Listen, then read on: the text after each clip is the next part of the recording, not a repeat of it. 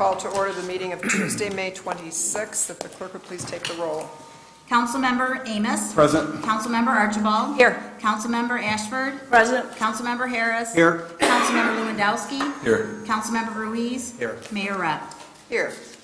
You have before you the minutes from the regular meeting of May 11th and the special meeting of May 13th. Is there a motion to receive and file? So move. Councilmember Ashford, is there a second? Support. Mayor Pro Tem Archibald, is there any additions or deletions? All those in favor, please signify by saying aye. Aye. Any opposed? The minutes will stand as submitted. Next item is introduction of our new city engineer. If the clerk would like to read that into the record. The new city engineer, Director of Public Works, Lenny M. Nayert, will be introduced. Come on to the podium, Lenny. Just wanted to take a moment. Yeah, there you go. That works for you. Just wanted to take a moment tonight to introduce Lenny Nayert, our new Director of Public Works, our city engineer. We conducted a nationwide search to find the caliber of talent we were looking for. We had a lot of qualified candidates, but Lenny clearly stuck out of the pack. Mayor Rep joined our interview committee. I think it was quite clear, hands down, who was the most qualified. And in addition to that, I think he's the best fit for our city. Lenny, if you want to take a moment and talk about yourself. You had this long, involved process, and you picked me anyway. So anyway. Yeah. Yes, I want to thank you, Mr. Freed, Mayor Rep, and members of the council. I've introduced myself to some of you. I'll meet you all personally before the end of the day, I hope. I'm very, very happy to be working here. This is a job that I like and enjoy very much, and this city is one that I'm finding that I am truly going to fall in love with. This is an opportunity I'm very happy for, and I hope I will earn your trust in the coming years. Excellent. Anybody have any questions? Thank you. Okay, good. I'm out here. Welcome. We're saving we'll you save for our the questions. last. Yeah. But welcome to Port Huron. But before we move on from that, I'd like to take a moment. This is Bob Clegg's last meeting, and I know he's really upset. So.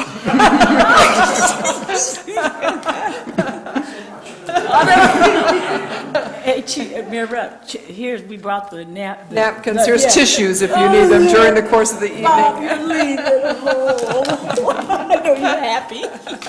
But I just want to say thank you for all your years of service. You've done an excellent job for Port Huron, and we're glad that you're still going to be in Port Huron afterwards. You're not leaving the community. Good. Just retiring.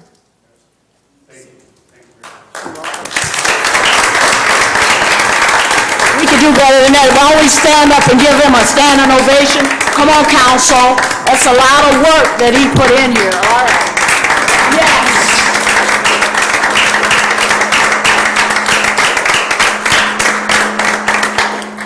Be seated. You sit down, all that work. Now we will move on to presentations. Certificates of recognition will be presented to Paul Robeson and Kennedy Frazier for their fundraising efforts for the Sons organization. If you'd both like to meet me at the podium, I can read these.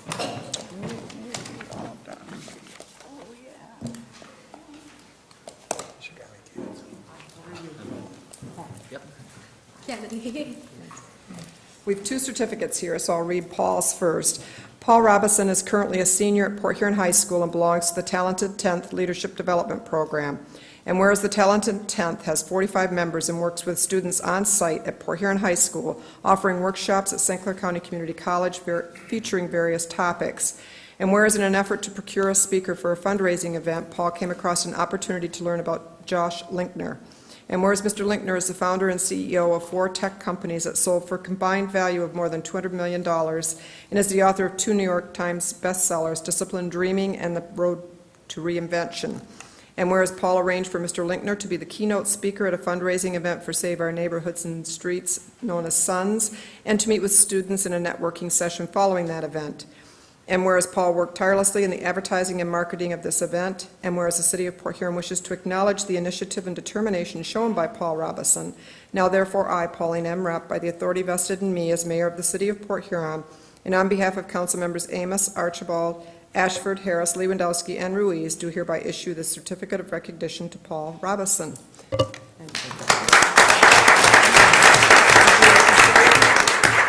I go to the next one. Thank you very much for having me here, and I'm very grateful to get this award. Thank you. You're welcome.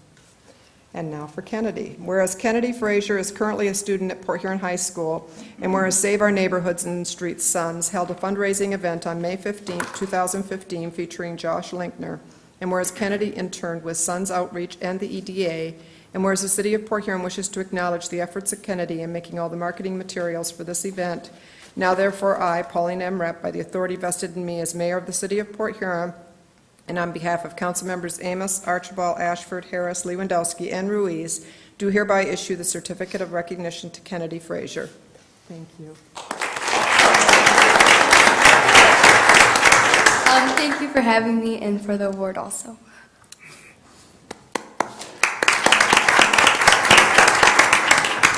It's an example of two very fine young people, so keep up the good work. And thank you, Councilmember Amos, for requesting that those certificates be issued. And I know you're employed by Sons and probably more acquainted with this if you want to say anything. Yes, Mayor Rep. These two students did an outstanding job.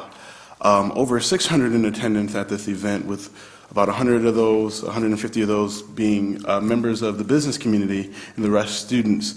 I think they all deserve a firm handshake from every member of council, if that is appropriate at this time, because they just worked tirelessly in the marketing, the advertising, the calling people, the threatening their friends, I think, to attend the event, and many other things. So I definitely think they deserve a firm handshake from every member up here.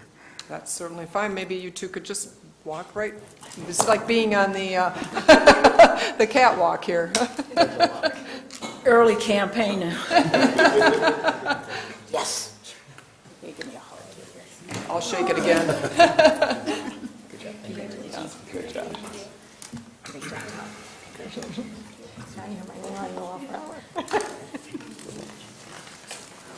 Mayor Rep, Councilmember Ruiz. if I may, both young people were at Michigami School when I was there a long, long time ago. So it must have been your influence. No, no. The one whose influence I always like to acknowledge, being a building administrator.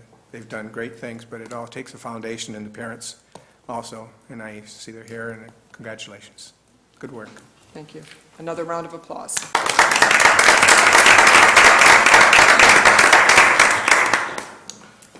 We will move on now to public comment. If there's anyone in the audience who wishes to address the council, come forward and give us your name, and you have 4 minutes. Good evening. My name is Mr. Lewandowski. I live at western side of Port Huron. I'm here just a question, if I may, why there's going to be an increase of 25 hours on the refuge pickup on top of what we're paying on our city taxes for that. If I may, I'd like to present 2 things for you. I got Exhibit A, which is kind of laughable. It's a Kroger ad for tomorrow where milk's $1.99, which I can afford tomorrow.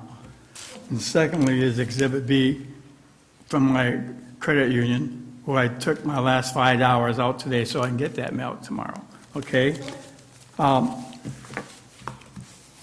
I feel right now that there's some members of the council who have lost touch with a certain segment of the community. I feel there's sensitivity that's going on by.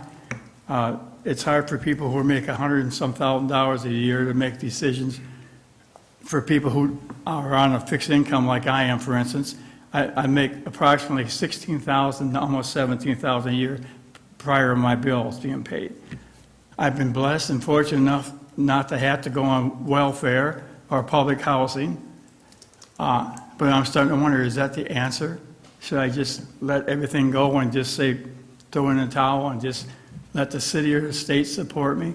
I'm from the old school. My parents taught me to pay my bills on time, and I get my Social Security. I pay my bills on time the first of the month, and I like to say, working up to a fixed income. I am on a fixed income, and I'm not here crying or complaining, but I just don't see the justification. My last rate was $50 for the sewage pickup from my taxes. With the other 25, it'd be $75. doesn't sound like much to other people. They spend that much in one night in a restaurant probably. But it affects me.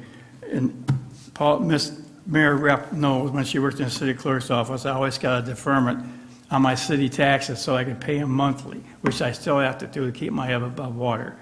So all I'm asking is that I believe in fiscal responsibility. I'm a conservative individual. But by the same token, I think there's a certain segment of Port Huron citizenry that's being forgotten and swept under the carpet. Because I just cannot go on like this, even if it's $25 or $30 more increase in my income. And like I say, I'm for fiscal responsibility, but when you have water rates go up 39%, even I can understand 10 or 12%, and then we get hit with this, which is, in my case, 50% increase, it's just so overwhelming. Thank you for your consideration. Thank you.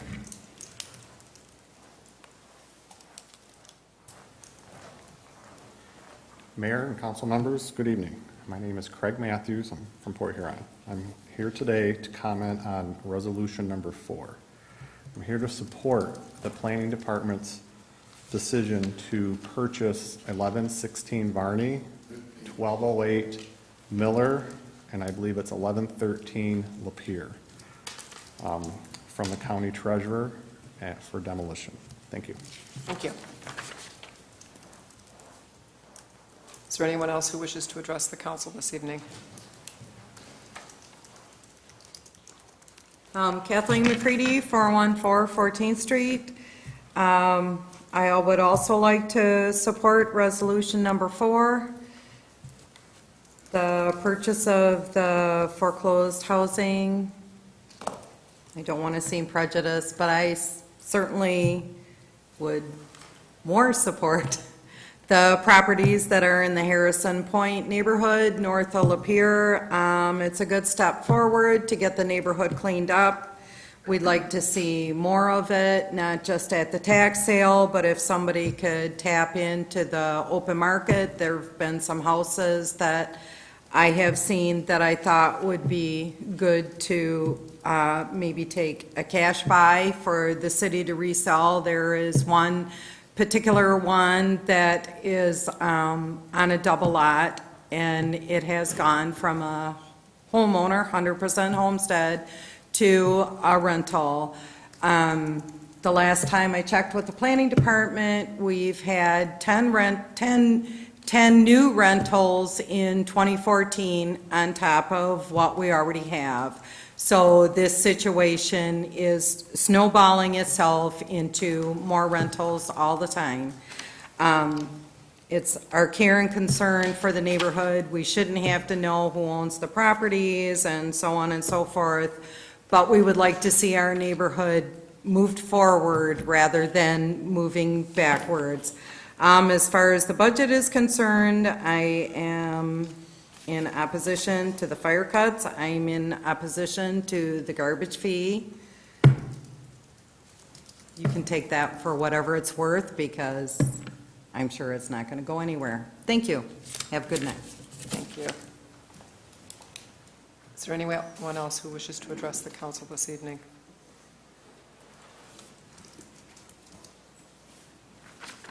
Sharon Bender, South Boulevard, Port Huron. Good evening, council members, city manager.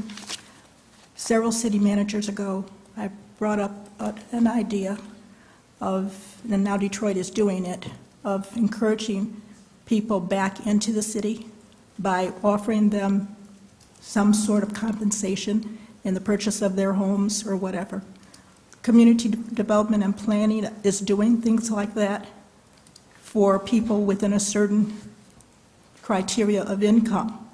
But I'm not talking about doing it that way. I'm talking about people like our firefighters, our policemen and women, our city employees, other people, any other people, to help our city get back to the tax base that we could have. Ms. McCready spoke about the number of rentals.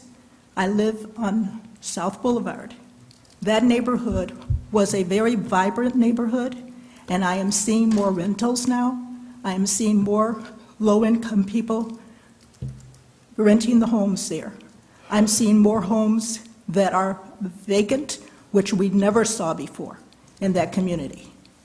And canvassing over in what we consider to be the central part of town, but one of our previous council people used to refer to it as Old Town. The neighborhood has so many vacant properties. The last political election, when I was going door to door to register people, I saw many vacant properties. This past time, it was outrageous, the number of vacant properties. Now, those properties aren't even being rented. We have to do something about our neighborhood properties.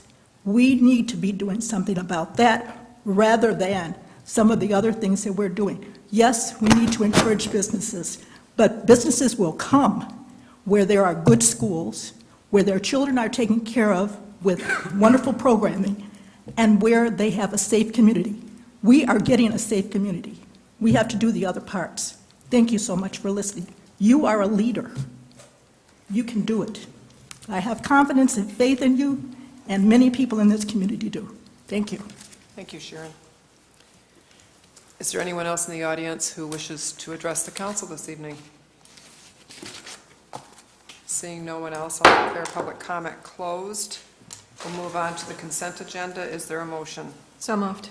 Mayor Pro Tem Archibald, is there a second? Second.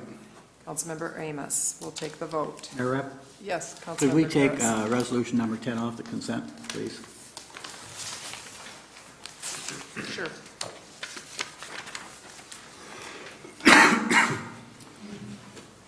Yep, go ahead and take the vote. Councilmember Amos?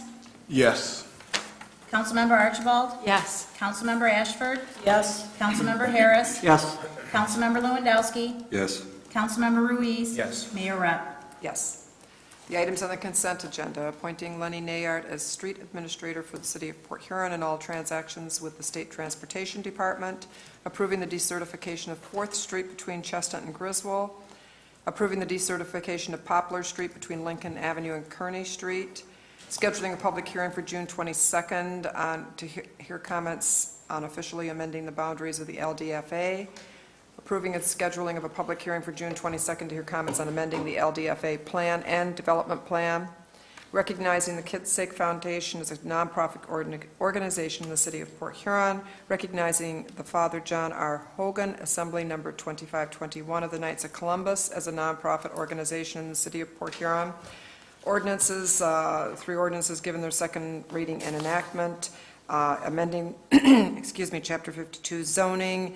It's rezoning properties at 1122, 1120, 1104 10th Avenue, 1307, 1303, 1215, 1209, 1203 Lincoln, and 1119 Poplar Street from A1 to zoning district to an I institutional.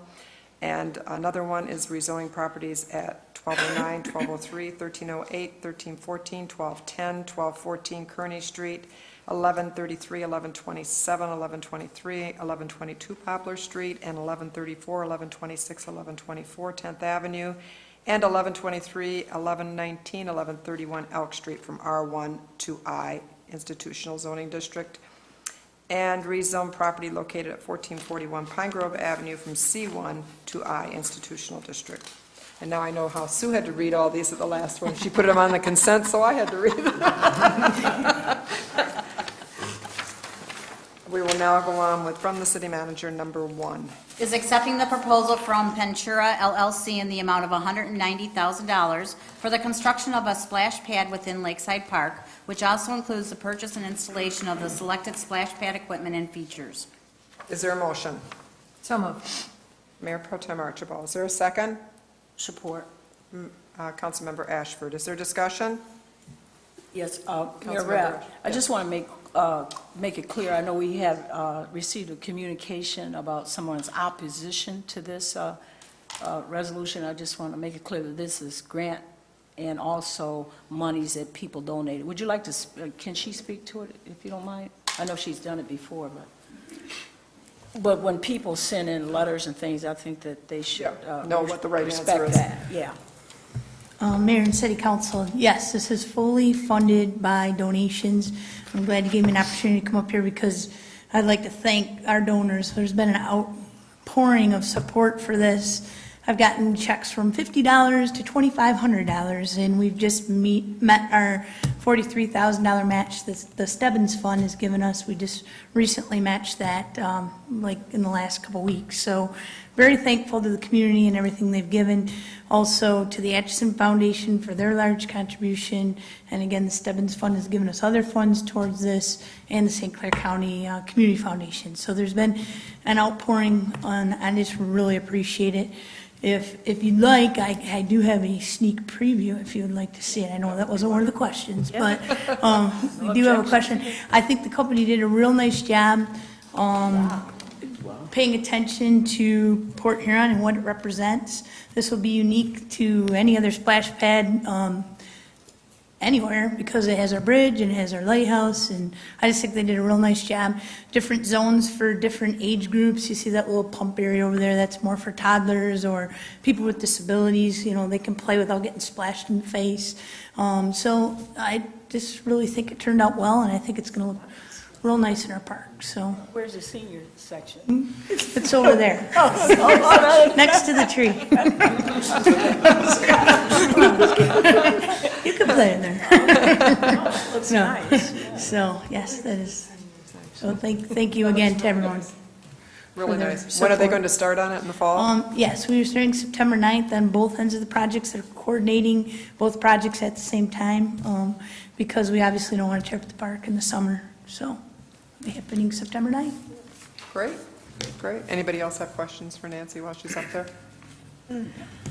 Thank you. If there's no other discussion, we will take the vote. Councilmember Archibald? Yes.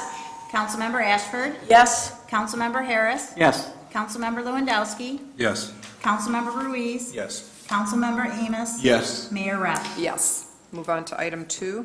Is accepting the bid from Sanctum Contracting Incorporated in the amount of $16,611 for brick repairs at the wastewater treatment plant. Is there a motion? So move. Thank you, Councilmember Ashford. Is there a second? Support. Mayor Pro Tem Archibald. Is there discussion? Yes. I see this was only one bid, and I'd like to know why one bid, and then also, is there an explanation as to this, as to why we're doing this? And then at this particular time?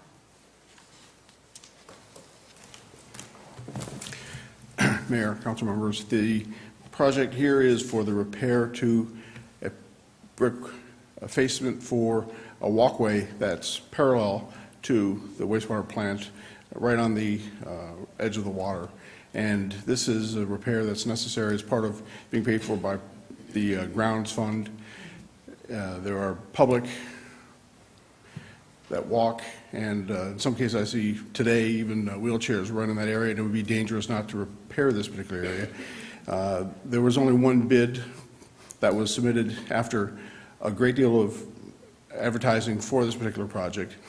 We have sufficient funds in this fund to handle this particular project, so we don't have any issue with funding. We, of course, would have liked more bids. However, if we go to rebid it, it would, delay the time between now and the actual repairs taking place. And we don't feel that that's necessary for a potential savings. It may not even be realized with a delay. Okay. So first and foremost, it's an opportunity for you to use these funds that you don't have to go outside and get, and it's a safety issue? Yes, with the ma'am. walkway. Okay. Thank you so much, Lynn. Thank you. Any other questions from anybody? Thank you. We'll take the vote. Councilmember Ashford? Yes. Councilmember Harris? Yes. Councilmember Lewandowski? Yes. Councilmember Ruiz? Yes. Councilmember Amos? Yes. Councilmember Archibald? Yes. Mayor Rep. Yes. Move on to resolutions. Number 1. Is adopting the budget, including the Downtown Development Authority budget for the fiscal year beginning July 1, 2015, and authorizing the levy of the tax millage rates. Is there a motion? So moved. Mayor Pro Tem Archibald, is there a second? Second. Councilmember Ruiz. Is there discussion? Mayor Rep, Councilmember Harris. I guess just like a few comments on this, and that this has kind of weighed heavily since the last special meeting over the budget, and we've talked about a lot of number of issues and stuff, and I guess one of the first issues is talking amongst myself and having a minor number of employees, but some city employees approaching me, and I think we get to the point that I don't know why we took all our ducks out of one basket. We're taking 5 public safety officers, and we're moving them. I know it was inevitable that some of them go, but talking with some of the other people in the different departments and things, that perhaps there could have been other moves that would have favorably, where we could have done this without taking all the firefighters, all the public service employees or public safety. I just think that we don't have that resolved. I think there was wish there was a better way. The provision I had is when we had our special meeting, we had basically a choice to follow this procedure of either laying people off by juniority or the buyouts. And I'm just looking at, being we haven't got any figures, but I was just looking at some of our pensions here, and if we under this proposed buyout, let's just roughly say that it would increase their pensions by $200 a month. And if you take these 5 employees times $200 a month, that's $1,200 a year, or excuse me, $12,000 a year. And if you get right down to it, this plan that we have to finance the city of Port Huron for the next few years, in 25 years' time, which I'm expecting all these retirees to last at least 25 years, is going to cost the city about $300,000 in revenue. I mean, to me, it probably isn't going to mean nothing because I won't be here in 25 years, and most other people aren't. But I just think these are some of the issues that are important before we make the decision. I guess the other thing that I had is, and I know James, when he come here, he made some very good points of view, and next year, I think I'm going to hold him to it, because he basically said here that he wrote in here on the horse that he favored a line item process, and I really think that he was correct. I don't think we did the line item process as much as we could have this year, and I think we could also save a little money that way.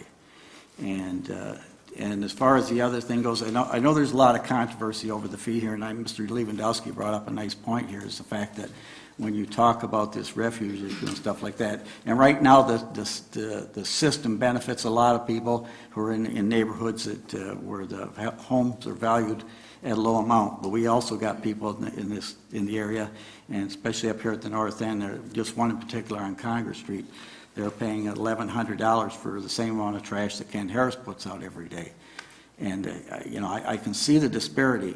But the thing is, when you get right down to it, and we're going to exchange a millage for a set fee, I think in the bottom line, yeah, it's going to probably equal things out. But when you look at it, there's probably a dozen different millage on your taxes and things. And if we start basing everything on a millage, there's never a fair process. I guess that's what I'm trying to say. I wish there was a fair way of doing it. It's not fair to these people who pay $1,100 and versus somebody that pays 1/10 of that. But I just think that there's some questions that could be answered. We don't have the time to answer them. I think we're heading the right direction, but I think we could also tighten the purse strings a little bit more. I just want to thank everybody for listening, and let's give them heck in 2015. Is there anyone else on council who wishes to comment on this? Yeah, Mayor Rep. Yes, Councilmember Ashford. I'd like to also, and I'd like to ditto the Councilmember Harris's comments, because I was kind of used to a line item thing too, going through, if you don't do line item, you can go section by section and make sure that we did have a tight grip on that. But I think that we received this in a timely manner that gave us the opportunity to do that. But just, if we had done it together, it would have been more meaningful. But as it is, I was still grateful to get that in time enough to do this. I just have several little items of notation here. The garbage, I went back and I looked at the budget from 2013-14 and 2014-15 to present. And I'm talking about the garbage and rubbish collection. And in this one, they all read the same except for when it gets to this part that kind of caught me, because I think if we were going to go to the people, that always should be the last resort. We should actually exhaust everything that we can before going to, charging them anything. And if we done something that it's not crooked or anything, but if we done anything in the way of management, then that's on our end, not the public's end. So, anyway, so with this, it says here, during February 2013, the City Council approved a 5-year contract with a new service provider which maintains service through June 30th, 2018. Now, it is anticipated that the changes discussed above will provide sufficient revenue to continue current services until at least June the 30th, 2016. So it's no surprise that, James, you as a leader, that you would come up, with, we got to do something. So it didn't take them, the other people, raising their end to cause us to have to make some kind of action, some kind of decision. It was already in play before you got here. So you must have read this and know we had to do something.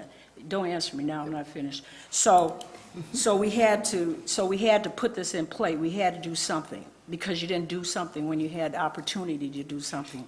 So it further states, if property tax revenues do not recover in the interim, this innovative contract would allow the city to reopen the contract in order to adjust service to a level sustainable by future property tax revenue. So that was one kind of foreseeable action that we should have taken, or we should be contemplating taking when we can reopen that contract to get some leverage and trying to protect the public's interests. And as an alternative, voters could approve a Headley override millage adjustment to sustain current services.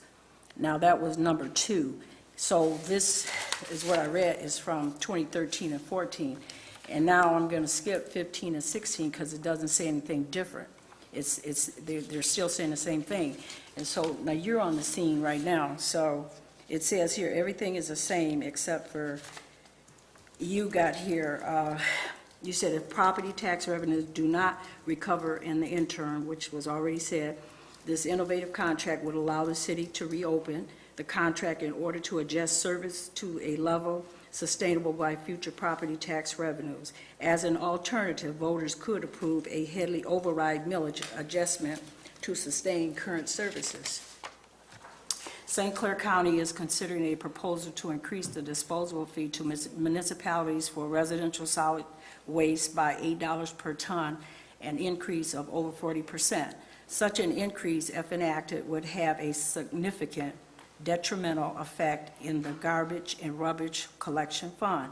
Preliminary estimates are that the additional disposal fees would be approximately $88,000 per fiscal year. The city will continue to monitor the status of this proposal. So it seems to me that, I know when we asked you during the workshop, you said we couldn't do the Headley piece. Now you can answer. Okay, let's take the trash thing first. Okay. Property values have been declining. We've known since we rebid the contract, which saved about $1 million over the life of the contract.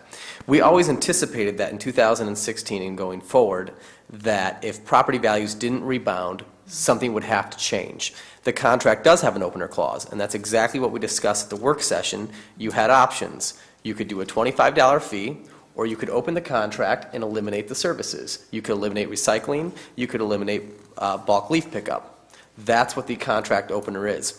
The Headley override, if approved by voters, which is questionable at best, would only generate $100,000, and we had about a $350,000 deficit projected for the last year of the contract. Next year, we had a $240,000 deficit. So a Headley override wouldn't have actually corrected the situation. So you are correct. You are left with those options. You have a $25 fee, which was approved at the budget work session, or your other alternative was opening the contract, as your budget stated for the last 2 years. You could use the contract opener and eliminate those services. So when we bid the contract, we bid it in the last 3 years of the contract, we would have the ability to go a la carte, meaning we would eliminate recycling and we would eliminate brush and leaf pickup. And I believe at the work session, the vote was taken to go with the fee rather than elimination of cuts. So that was a choice. It was the elimination of those services or $25 a year fee. Okay. And then in 2013, here it says, the 2012-13 budget made several adjustments to past procedures as a result of declining revenue and the expenditure of the accumulated funds. Street sweeping services were moved to the major and local street funds and were reduced to a once a month per service. Brush and branch pickups, they were moved to the general fund, park and forestry activity. So if we could have all that movement, why couldn't we move anything this time? Well, because we have essentially, the fund used to fiduciate a lot of services like street sweeping back when it was healthy and before 08 and 09 when the property tax declined about 30%. That fund was healthy enough where we were able to fund some of those extra street sweeping and whatnot. But as the economy drank, our property values tanked, we couldn't afford them anymore. So we moved them back into streets and back into the general fund. So what that demonstrates is that all along the city has been making adjustments and maneuvering. We have rebid the contract. We sent things to other departments of the trash fund just to sustain the trash fund. And now we're at the point where we have essentially spent down $1.5 million of fund equity. We've maneuvered everything, we've jettisoned everything we possibly can out of that fund, and now we're at the juncture where we can use our contract clause and open it up and eliminate services, or we can charge a $25 fee. Those were the options we're faced with. And if we do nothing, in the middle of this coming fiscal year, we will have a cash on hand issue in that fund.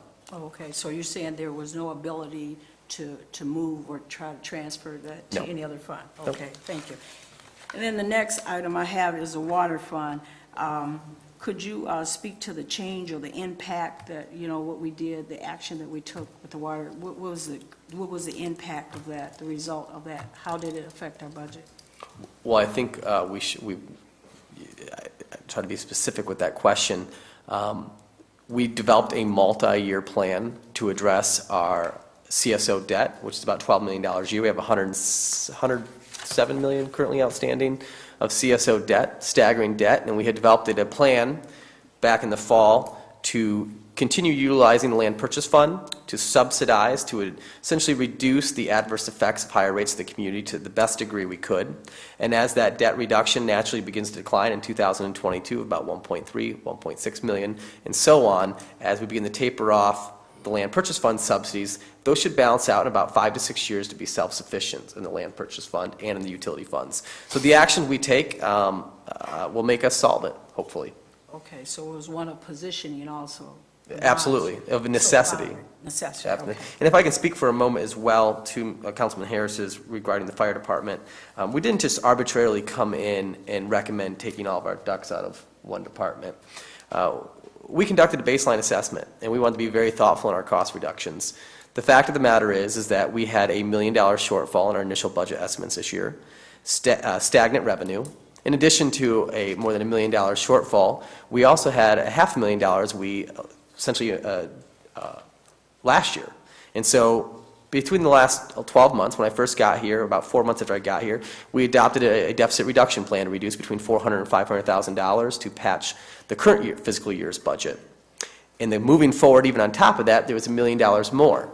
In addition to the current operational deficits we faced, we have $7 million a year in annual ARC payments for our unfunded liabilities. In the next 24 months, that is expected to grow to about $8.2 million. And so you see stagnant revenue and rising costs in the future.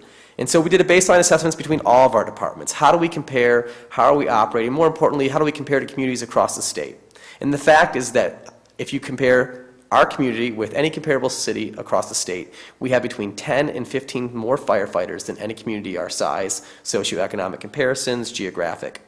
And so we believed that we could operate in a fire-safe model and reduce there. Now, my concern is I didn't want to do layoffs because we invested literally hundreds of thousands of dollars in training the next generation of firefighters. And I thought it would be, a little bit foolish to just lay off people. And then when the natural attrition happened in 3 to 4 years, 2 to 3 years, we would lose our talent at the top, and we've already lost our talent at the bottom. And it would create a much more difficult decision in 3 to 4 years down the road. So we tried being thoughtful and strategic in how we reduce $1 million, because at the end of the day, we have to cut $1 million. And so how do you cut $1 million? Because revenue has to match expenses. And the difficult reality is how do you cut $1 million in a way that doesn't adversely affect public services and protects core services and is sustainable? And so the buyouts in the fire department was the most strategic way of doing that. I understand we're going to spend about $300,000 in buyout costs. However, in the next fiscal year, that'll save about $600,000. In the coming year, that'll be $735,000 of savings. We can reduce our workforce there while still being a fire-safe community. And that is why we propose that. And to be quite frank, I have yet to hear a viable alternative on how you cut $735,000 from the budget without jeopardizing core services. So, you know, that's where we're at. So, if, you know, we offered the buyouts, which those offers have been extended. If we didn't do that, where else would you go for $735,000 in sustainable cost savings? And so you're dealing with difficult realities. And these are difficult decisions. And if they were easy, they would have been made earlier. But these are difficult decisions to balance the budget, not just for this fiscal year, but being strategic in looking down the road at the challenges coming, which is our growing unfunded liability payments. We must address that. So we reduced $1 million this year in this budget. Combine that with our $300,000 to $400,000 in savings to our deficit reduction plan, that's more than $1.3 million of cost savings. And we have done that in a pretty strategic and thoughtful manner, which our community is not seeing slashing services or adverse effects, but it's difficult. And if we didn't do that, we would be left with our current $1 million operational deficit, and that would be compounded by the growing unfunded liabilities payments in the next 24 months. So we could do nothing and let these deficits spiral and the problem get more severe and the solutions would be more severe, or we lead today and make difficult decisions but necessary decisions to balance the budget. And I thought we've done it in a way that is the best way you could possibly do it. Just one question. During your discussions with what we're talking about right here, was there ever any discussion about a structured settlement, you know, where we would say $25,000 payable in 10, 10, and 5 for these people to retire? Offer a lump sum payment in 3 installments? We had discussions, and the offer was the best offer we had. Most cost effective for the city. And what if they all don't accept the offer? Where are we then? If we don't get the numbers we need, then we're going to have to look at reduction of workforce. But I am confident that we will get the numbers we need. Confident. And lastly, I just got one more. Yeah, because I was going to say we should probably get Okay, everybody's yeah, I was trying opportunity to before get- we answer each one individually. I originally had asked the city manager to wait until everybody was done, and then he could answer all together, because I don't know if everybody would have repetitive questions, but go ahead. Okay, with no, your- I'll yield. Go ahead no. on your last one, if you have one more. Oh, just, okay, are we getting the most that we can out of our TIF of this increments? Yes. We are? Oh, Yes. okay. Okay, done? No problem. Is there anyone else on council who wishes to? Yes. You look like you're going to say something. Mayor Pro Tem I think it's Archibald. been covered. You Pretty know, much, really, but- I just want to say that it's never easy to make a decision when you're looking at cutting people and affecting their family and their income, or raising rates and affecting people's bottom line. But I don't know how else we could do it. We've waged this war on blight, but yet our only solution other than raising the garbage fee is to reduce pickups and not do the waste in the yards and cancel all of the recycling. So that's a very difficult decision as well. And it's no secret. Ken brought it up, so I'm just going to put it out there that it's not equitable. Our millage is in such a way that we have people who pay far beyond $1,100 for pickup of garbage, and we have people who pay $3 a month. So we've been very considerate in looking at what is the best solution. And really, I would be a big advocate in the future that anything that's a direct billable service to the residents should be a direct charge. It shouldn't be a tax. And then we don't have to worry in years down the road on if revenue goes up or down based on property values. It is what it is. And so to some of the things that Councilmember Ashford brought up, we made some decisions on that contract because at the time we were faced with the same decision. We could raise rates, or we went to recycling every other week, and we did a lot of things and a lot of thinking and trying to decide how are we going to handle picking up the garbage, not have garbage behind people's houses and next to their garages and in the street blowing all over because we're not picking it up, without taking everything away from them and without charging them at the time. And unfortunately, we've gotten to the situation, we don't have a choice. I don't like it. I don't like the water rate either, still have some issues there, but I'm certainly not going to not pass the budget over one issue. What I am going to do is challenge administration to go out and find ways to raise revenue, find ways to offset all of this, and come up with a solution in years beyond now, where we can come back and do these things appropriately, equitably, and make sure that we're not having this discussion another 3 or 5 years down the road. Thank you. Is there anyone else that? Mayor Rep? Yes, I would Councilmember also Ramos. like to piggyback off of Councilmember Archibald, that we have no choice when you talk about some of the things. We've pushed issues back. We pushed them off. I'm just another resident. Someone said earlier, we have people making decisions who make a lot of money. I'm on a fixed income pretty much just myself, and I don't like it. I don't want to make these tough decisions to that $25 fee.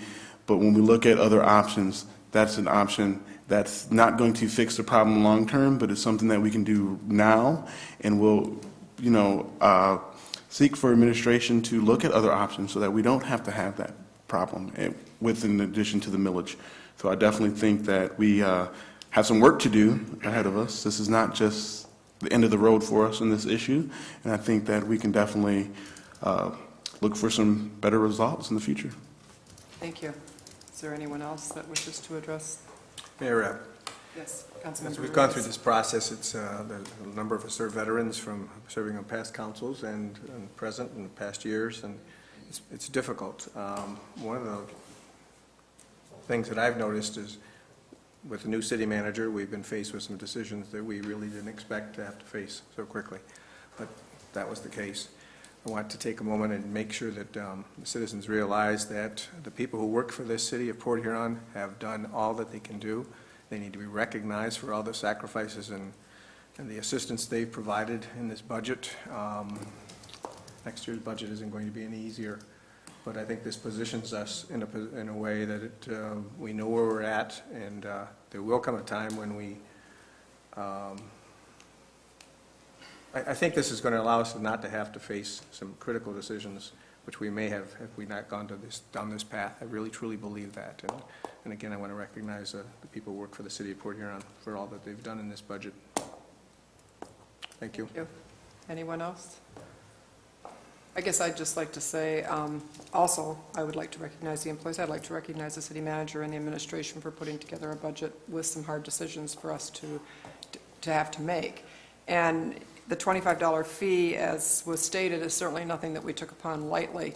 I do believe, though, that we don't also want to, as Councilmember Archibald said, we don't want to decrease our service. We don't want to, we have a lot of trees in the city. If all of a sudden we didn't have brush pickup and we didn't have leaf vacuuming in the fall, we would have quite a mess. In fact, probably a mess on our main thoroughfares where you have your ambulances and your fire trucks and police cars going through, because I've seen some of those places where the leaves are now, in the fall. So that and recycling and a lot of other things, to give those all up, I think would be a step backwards, and that was the choice. Then you either pay for that service or we just give that all up and see what happens.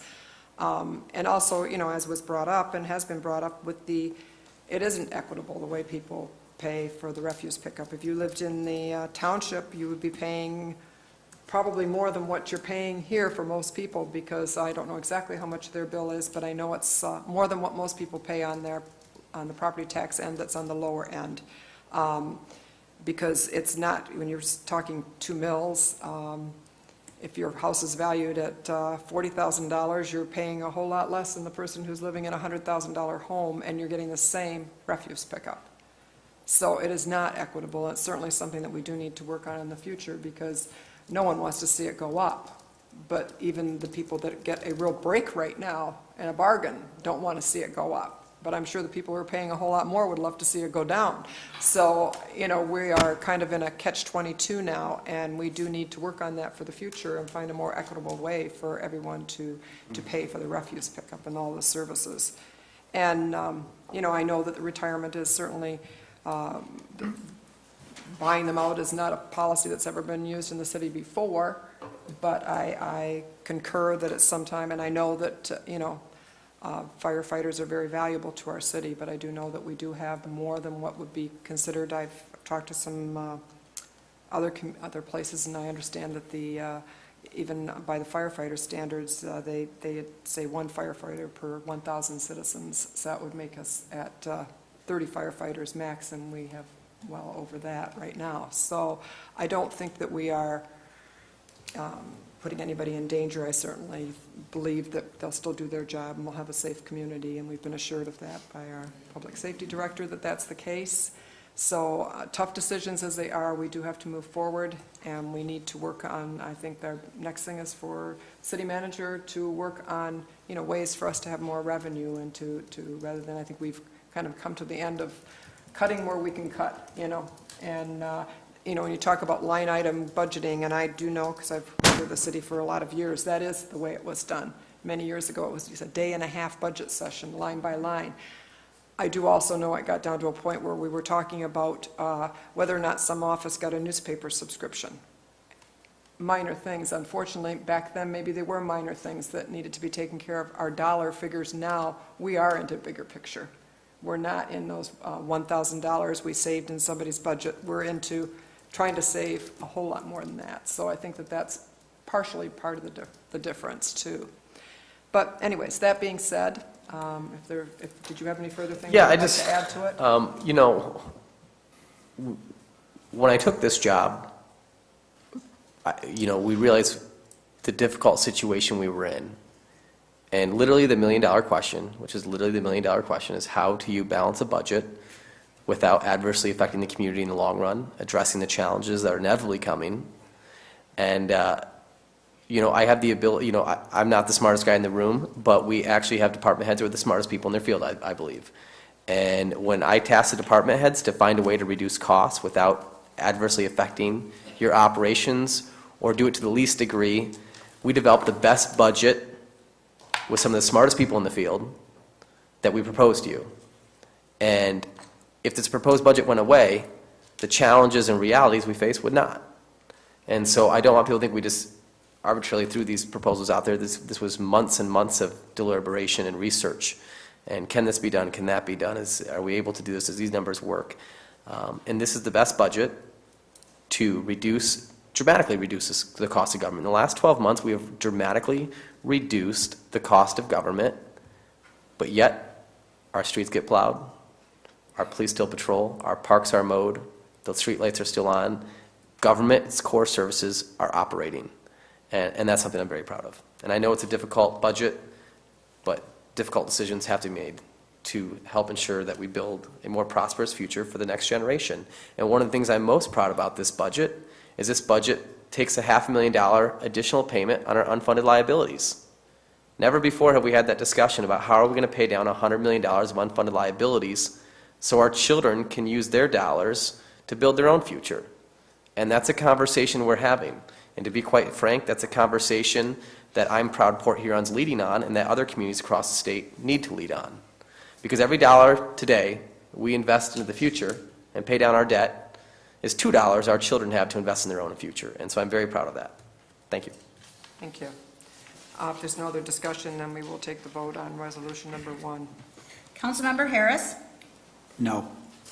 Councilmember Lewandowski? No. Councilmember Ruiz? Yes. Councilmember Amos? Yes. Councilmember Archibald? Yes. Councilmember Ashford? No. Mayor Rep? Yes, the budget does pass. Resolution number 2, please. It is adopting the capital improvement program for the 2015-16 through 2020-21 fiscal years. Is there a motion? So moved. Councilmember Ashford, is there a second? Support. Mayor Pro Tem Archibald. Is there discussion? Mayor Rapp. Councilmember Harris.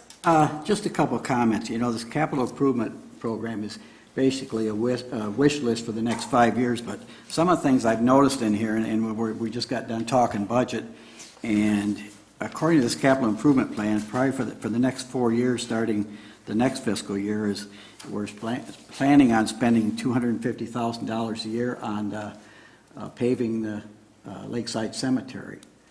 To me, I think that should be backburnered so we can spend that $250,000 someplace else in the city council's budget. That's funded through a designated revenue source in the cemetery fund. Is it? Yeah. And the capital improvement fund is not a wish list. These, quite frankly, are capital needs that you're going to have that are inevitable. If you don't replace the streets, if you don't replace the water mains, if you don't replace the trunk lines, the sidewalks, the parking system, the wastewater system, the industrial park, if you don't replace these things, who will? And so we need to account for them in the future somehow. So the capital improvement plan, we may not have the ability to fund them all, as we hope, but these are needs that the council and this community needs to recognize are coming. And so that's what this plan is for, is to begin looking at those needs, to begin talking about them, and to begin prioritizing them. Well, and I guess, the same thing is, like you say, whether it's a priority for the rest of the council or myself, I just didn't think that paving a Lakeside Cemetery was my number one priority list. And the other one was, we had a discussion here for about 3 years ago for a number of the residents in South Park about the problems they had at night with the current Lincoln Park and the basketball players and the language and the things that went on all night and stuff. And part of the capital improvement plan is to construct a second court down there in Lincoln Park. And I just think of some of those things, like say, that we need to really seriously look at before we do them. I mean, we're talking about a considerable amount of money, and we got to make sure it works. All of that does come back to council for approval, so it's not, this does not approve the funding. Right. So. Is there any other discussion? Yeah, Mayor, yeah, and I see, just for general information, nothing has really moved any from this capital sheet from 2012, 2013. It's still the same. Yeah, if you don't have the money to pay for it, it doesn't go That's anywhere. right, it's still there. That's what I just point. You don't have, Yeah, South Boulevard it's moved up a nothing notch. new. moved up. Yeah. South Boulevard moved up Yep. a notch. Well, But still okay. there. What is South Boulevard scheduled? What, It's in this year's budget. it's in this year's budget to have South Boulevard. The council approved it. Is there any other discussion? We hope to get North Boulevard in the next couple of years, so, These are almost $1 million each. yeah. Any other discussion? We'll take the vote. Councilmember Lewandowski. Yes. Councilmember Ruiz. Yes. Councilmember Amos. Yes. Councilmember Archibald. Yes. Councilmember Ashford. Yes, Councilmember Harris. Yes. Mayor Rep. Yes, we'll move on to item 3. Is approving the agreement with Tetra Tech of Michigan PC for the engineering coordination and administration of the 2015 Combined Sewer Overflow Control Program and the implementation of a private inflow and infiltration elimination program. Is there a motion? so moved. Councilmember Ashford, is there a second? Second? Councilmember Harris, is there discussion? What is that all about? Councilmember Ashford. Yeah. Educate me, Lenny.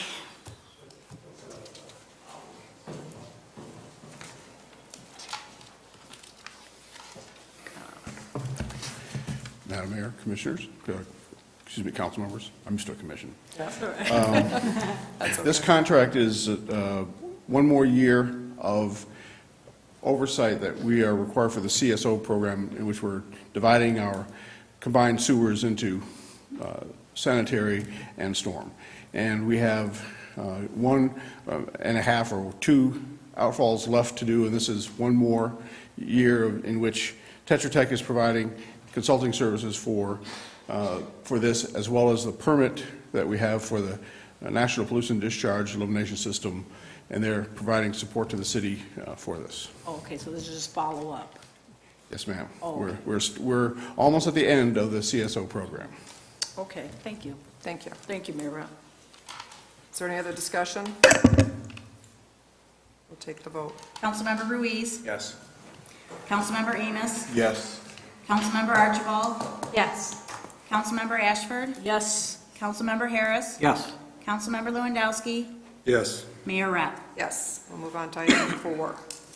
Is approving the purchase of 15 tax foreclosed properties from the St. Clair County Treasurer to sell to the Port Huron Neighborhood Housing Corporation to either be demolished through the Blight Elimination Program or rehabilitated with home funds. Is there a motion? So moved. Mayor Pro Tem Archibald, is there a second? Second. Councilmember Amos, is there discussion? I think this is a great program. We'll take the vote. Councilmember Amos. Yes. Councilmember Archibald. Yes. Councilmember Ashford. Yes. Councilmember Harris. Yes. Councilmember Lewandowski. Yes. Councilmember Ruiz. Yes. Mayor Rep. Yes. Item 5. Is authorizing city administration to enter into agreements for the temporary use of city-owned vacant land as community gardens. Is there a motion? So moved. Councilmember Amos, is there a second? Support. Councilmember Ashford, is there discussion? Yeah, is there a contact that goes with this?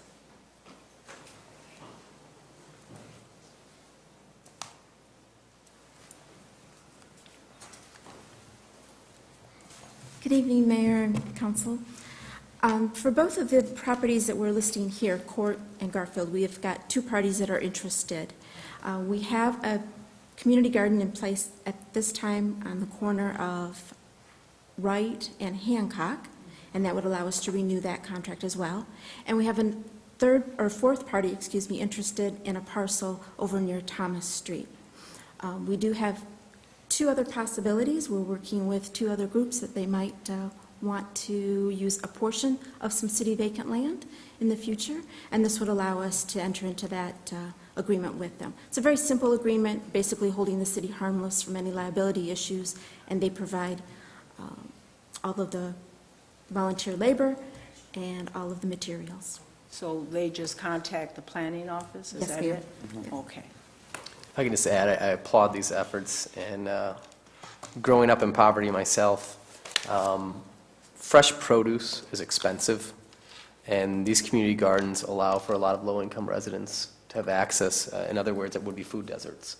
And so I really applaud the planning department facilitating these community gardens, which are a huge lifeline for a lot of our moms and dads. Thank you. Any other discussion? We'll take the vote. Councilmember Archibald. Yes. Councilmember Ashford. Yes. Councilmember Harris. Yes. Councilmember Lewandowski. Yes. Councilmember Ruiz. Yes. Councilmember Amos. Yes. Mayor Rep.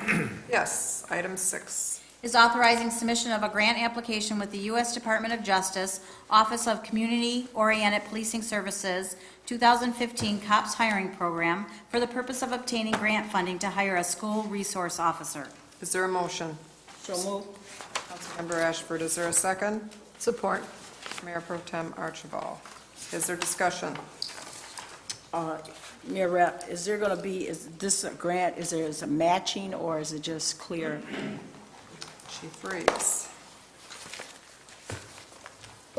Mayor, council members, this is a match grant. They provide 75% of the entry-level salary and benefits for 3 years, and there's a 25% match. This is a grant that I come back to you about every year. Just what happens is the grant window opens for about 20 days, and you have to get your approval process then, and then you go through the process.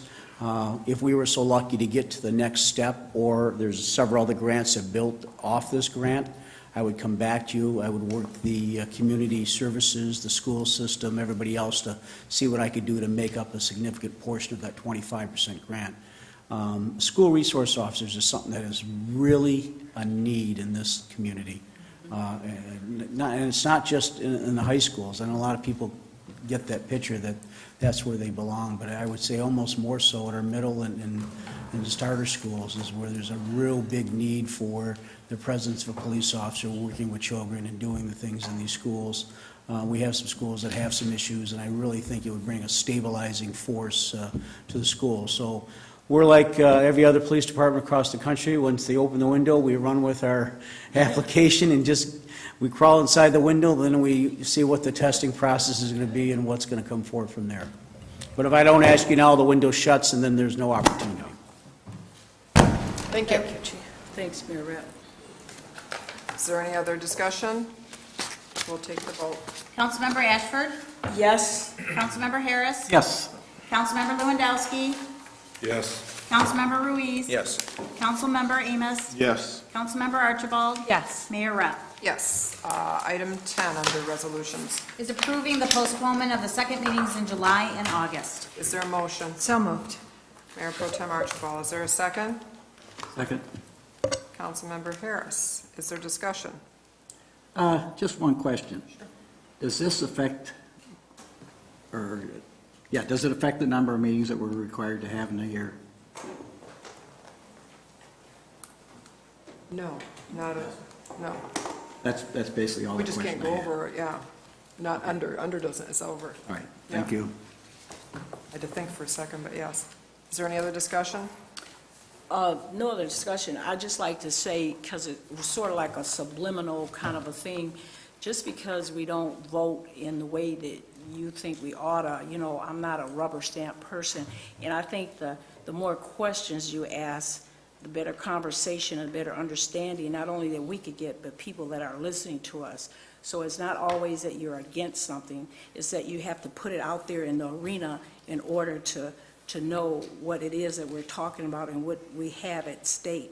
So I just needed to say that, because I didn't like, and it's the 80-20 rule, when you're talking about a budget, if you're looking at detailed things, sometimes people think it's the 80% that get, most of the buzz.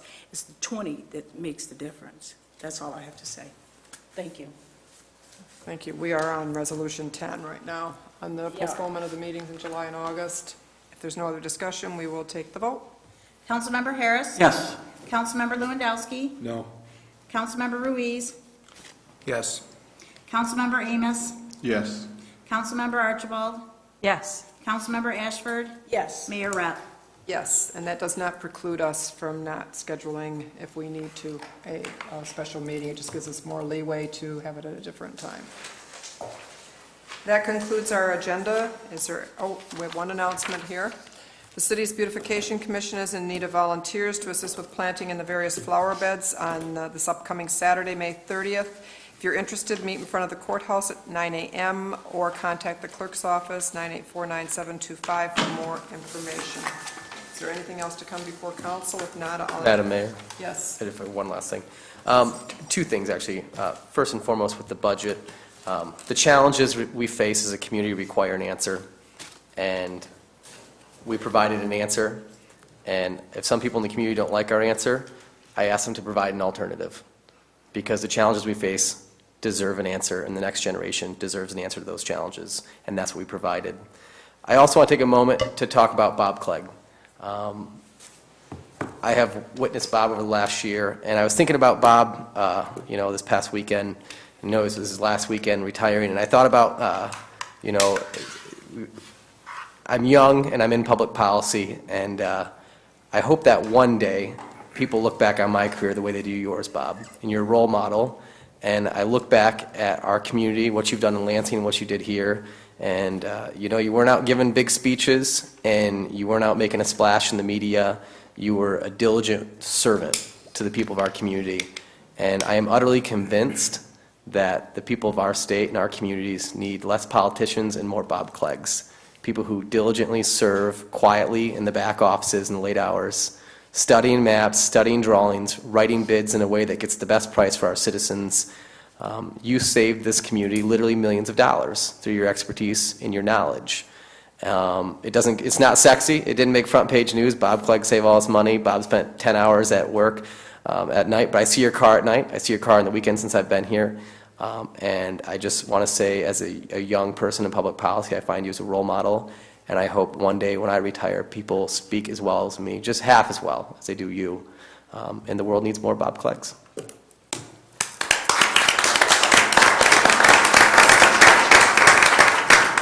I could give you the opportunity. Would you like to say anything?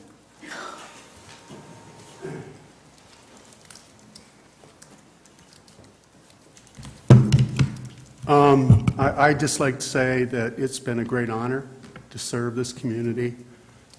I came here because I wanted to live here, and this city gave me a job and a way I could raise my family here, and it's been wonderful. And I want to thank you and the people of the community, and I especially want to thank my colleagues that I've worked with at the city.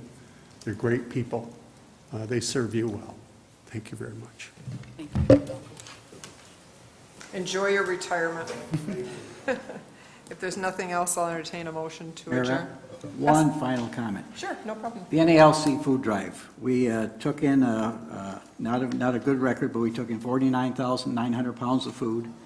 We did quite well in the city of Port Huron. We did well in the north side of town, and unfortunately, the people downriver didn't give us the support we needed to, but I still want to thank everybody in the city of Port Huron especially for helping the food drive and get that almost 50,000 pounds to the food bank. Thank you.